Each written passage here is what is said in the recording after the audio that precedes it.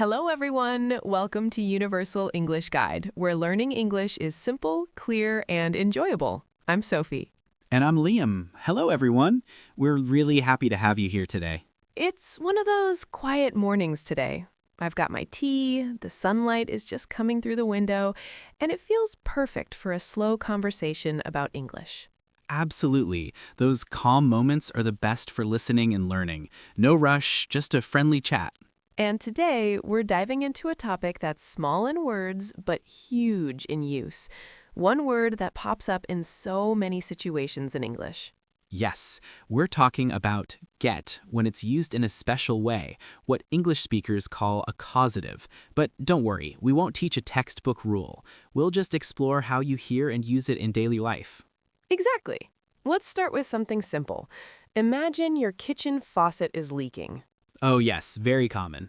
Instead of saying, I fixed the tap, you might call a plumber. You could say, I will get the plumber to fix the tap. Right. Here, get is like saying you're arranging or asking someone else to do the work. You don't do it yourself. And it sounds very natural. You could also say, I'll get my brother to help me with the furniture. Exactly. This happens all the time at home.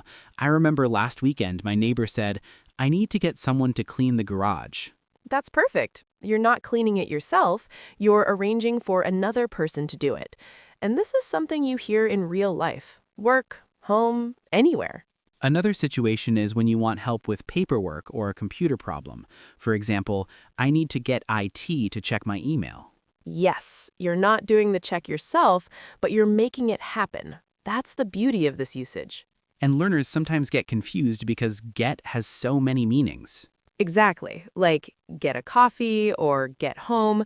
But today, we're only talking about when get is used to make something happen through someone else. Right. Let's look at another everyday example. Imagine you're painting a room. You could say, I'll get my friend to help me paint. Or if you're busy with work, I need to get a painter to finish this room. And it's not just about asking. Sometimes it's instructions, like in an office.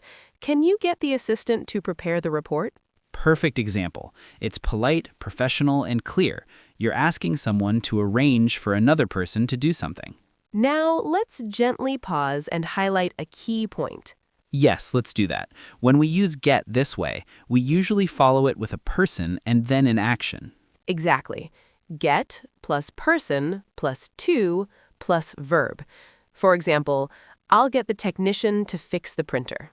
Or she got her son to wash the car. A common mistake learners make is saying, I get fix the printer, without adding the person. Yes, that doesn't sound natural. Always remember, it's the other person doing the action, not you. Perfect. Now let's continue with more real-life examples. Imagine your neighbor's tree is blocking your driveway. You could say, I'll get a gardener to trim the tree. Or even, I got my brother to move his car. Small, simple, everyday sentences that make English sound natural. I love using it in errands too, like, I'll get the dry cleaner to pick up the shirts. Or in technology, I need to get someone to install my new printer.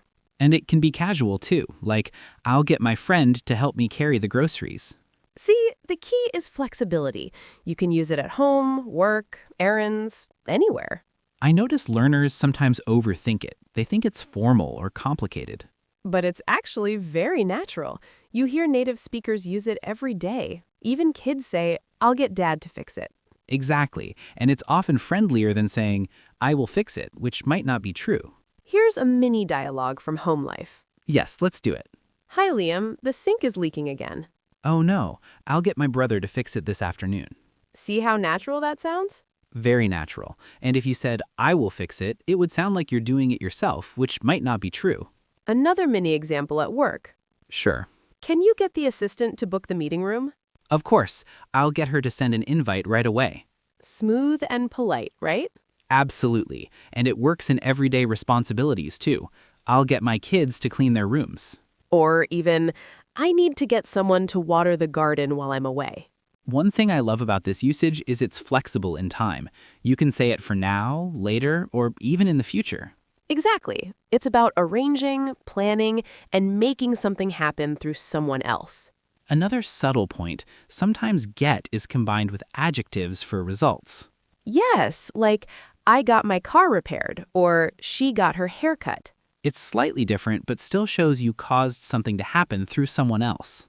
That's right, and learners should pay attention to that because it makes English sound very natural. So today we've explored get as a causative in daily life, home, work, errands, and small tasks. We shared mini dialogues, everyday examples, and common learner mistakes. Remember, the pattern is simple. Get plus person plus to plus verb. And the meaning is about arranging, asking, or causing someone else to do something. Try listening today. Notice how often native speakers say, I'll get someone to do it. Use it at home, at work, with friends. Practice it naturally. It will make your English sound smooth, polite, and very real. Thank you for spending time with us today. If you enjoyed this lesson, please like the video. Subscribe to Universal English Guide for more natural English conversations. And leave a comment in English. Tell us one situation where you could use get like this today. See you next time. Keep practicing and keep speaking. Bye, everyone.